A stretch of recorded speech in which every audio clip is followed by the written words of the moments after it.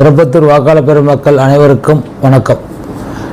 23/4/2026 ஆண்டு நமது வாக்குச்சாவடிக்கு சென்று ஞானசேகர் வரிசை எண் 7க்கு உங்களுடைய பொன்னான வாக்குகளையும் முத்தான வாக்குகளையும் குக்கர் சின்னத்துக்கு வாக்களிக்குமாறு உங்கள் பொறுப்பாக தொட்டு வேண்டி விரும்பி கேட்டுக்கொள்கிறேன்.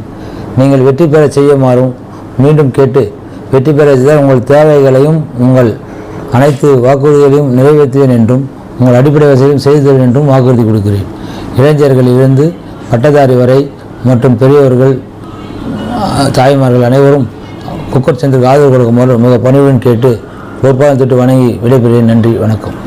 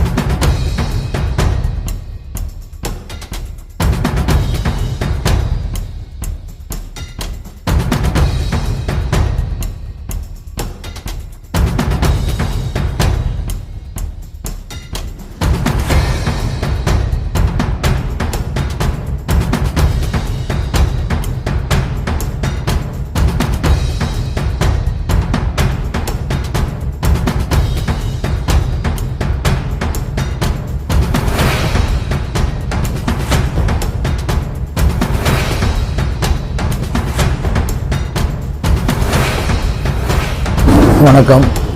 நான் திருப்பத்தூர் சட்டமன்ற தொகுதி வேட்பாளராக பேசுகிறேன். நான் தேசிய ஜனநாயக கூட்டணியின் வேட்பாளர். நான் திருப்பத்தூர் தொகுதி மக்களுக்கு ஒரு அன்பான வேண்டுகோள். அவர்கள் எனக்கு பிரஷர் குக்கர் சின்னத்தில் வாக்களித்து என்னை வெற்றி பெற செய்தால் திருப்பத்தூர் தொகுதியை திருப்பத்தூர் தொகுதியை வளர்ச்சி பாதைக்கு எடுத்துச் செல்ல முயற்சி செய்வேன்.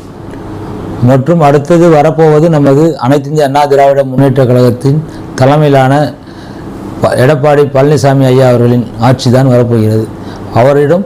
அவர் மூலமாக பல நலத்திட்டங்களை அறிவித்துள்ளார். அந்த நலத்திட்டங்கள் மூலமாக திருப்பத்தூர் தொகுதி மக்களுக்கும் திருப்பத்தூர் வாக்காளர் பெருமக்களுக்கும் போய் சேரும்படி செய்வேன். நான் திருப்பத்தூரில் தூயநெஞ்சி கல்லூரியிலிருந்து கிருஷ்ணகிரி, தருமபுரி, திருவண்ணாமலை போகும் சாலை மிக நெருக்கடியாக உள்ளது. அந்த நெருக்கடியான சாலையை உயர்மட்ட மேம்பாலமாக அமைக்க பாடுபடுவேன், மத்திய அரசிடம் பரிந்துரை செய்து. மற்றும் புதுப்பேட்டை சாலையிலிருந்து திருப்பத்தூரிலிருந்து போகும் சாலை வழியாக ஒரு ரயில்வே பாலம் பழைய உள்ளது. அதில் மழை காலங்களில் அந்த பகுதியில் செல்ல மக்களுக்கும் பள்ளி மாணவர்களுக்கும் மிக இடைஞ்சலாகவும் கஷ்டமாகவும் உள்ளது. ஒரு 10 கிலோமீட்டர் தூரம் சுற்றி போக வேண்டியது.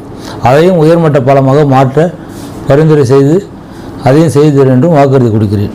மற்றும் திருப்பத்தூர் மத்தியில் மாவட்ட கலெக்டர் அலுவலகத்துக்கு அருகில் சுமார் 200 ஏக்கர் நிலப்பரப்பில் பெரிய ஏரி உள்ளது. அந்த பெரிய ஏரி தூர்வாரி சீர்திருத்தம் பண்ணி ஒரு சிறுவர் பூங்கா, வயதானவர்கள் நடைபாதையாகவும் ஒரு பூங்காவை போல மாற்றி தருவேன் என்று உறுதி கூறுகிறேன். மற்றும் திருப்பத்தூர் நகரத்தில் குடிநீர் பிரச்சனை, சாலை வசதி, வேறு மக்கள் கோரிக்கையை செய்து தருவேன். திருப்பத்தூர் தொகுதியில் உள்ள கிராமங்களில் குடிநீர் வசதி ரொம்ப சிரமப்படுகிறார்கள். அவர்களுக்கு ஓனக்கல் குடிநீர் திட்டத்தை கொண்டு வந்து மக்களுக்கு சேர்த்து அவர்களை நிவர்த்தி செய்வேன். மற்றும் சாலை வசதி ரொம்ப பழுதடைந்துள்ளது. இப்போது பிரச்சாரத்திற்கு சென்ற போது சாலைகள் மிக பழுதடைந்துள்ளது. அந்த பாதைகளையும் சாலைகளையும் சீர் செய்து தருவேன் என்றும் வாக்குறுதி கொடுக்கிறேன். கிராமங்களில் குடிநீர் இல்லாத பகுதியில் நீர் தேக்க தொட்டி அமைத்து அவர்களுக்கு செய்து தருவேன் என்றும் வாக்குறுதி கொடுக்கிறேன். மற்றும் திருப்பத்தூரில் ஒரு சிப்காட் இல்லை, இதுவரையிலும் திமுக ஆட்சியில் பண்ணித்தரம் பண்ணி யாரும் பண்ணல. அவங்க 10 வருஷ காலத்தில் நான் சிறப்பாக ஒரு சிப்காட்டை எட்டு வந்து இளைஞர்களுக்கும் இளம் பெண்மணிகளுக்கும் வேலைவாய்ப்பு ஏற்பாடு செய்து தருவேன். மற்றும் இந்த பகுதியில் திருப்பத்தூர் மாவட்டத்தை உருவாக்கியது நமது அனைத்து இந்திய அண்ணா திராவிட முன்னேற்ற தலைமையிலான மாண்புமிகு எடப்பாடியார் ஆட்சியில் அவர் தலைமையிலும் மற்றும் நமது மாவட்ட அமைச்சருமான கே.சி. வீரமணி அவர்கள் அதான் செய்து கொடுத்தார்கள். மாவட்டத்தை திருப்பத்தூரை பிரித்து செய்தார்கள். மற்றும் எஸ்பி ஆஃபீஸ், போலீஸ் சூப்பர்ட் ஆஃபீஸ் ஒரு ரிட்டன் தாங்க. திருப்பத்தூர் வளர்ச்சியாக எட்டு வந்திருக்கேன். இன்னும் மேலும் வளர்ச்சி வந்து தமிழ்நாட்டிலே சிறந்த திருப்பத்தூர் தொகுதியாக உருவாக்க பாடுபடுவேன் என்று கூறுகிறேன். மற்றும் கிராம பகுதியில் மாதத்திற்கு ஒரு டைம் சென்று அவர்கள் குறைகளை கேட்டு அறிந்து அதை செயல்படுத்துவேன் என்றும் வாக்குறுதி கொடுக்கிறேன். நன்றி, வணக்கம். சரி, இப்போ இந்த கிராமத்தில் ஒரு 4-5 கிராமம் சேர்த்து ஒரு இடத்துல ஒரு காலேஜ் ஏதாவது ஒரு காலேஜ் செய்து ஜனங்களுக்கு வசதி பண்ணுற மாதிரி ஏதாவது ஒரு யோசனை பண்ணியிருக்கீங்களா?